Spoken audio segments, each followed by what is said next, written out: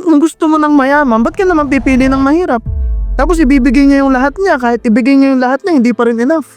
Nasa selection bakit mo naman kukunin yung lalaking alam mo hindi ka afford? Diba? Kung gusto mo mayaman, gold digger ka, hindi kumuha ka ng mayaman.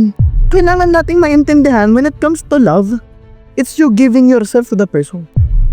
Kasi alam naman natin sa social media, may mga lalaki dyan na, naku, ayoko na magsalita, pero ang dami dyan lalaki na may mga pera, gagamitin lang naman yung babae para mag-trendy. Is it love or is it marketing? But how about those people na in silent, working really hard, facing challenges, bumibigay na yung katawan nila, bumibigay na rin yung mindset nila, bumibigay na rin yung puso nila, pero binibigay pa rin nila yung lahat nila sa partner nila. And yet, some of these people are still unappreciated. So spoiled ka, hindi kuha ka ng mayama.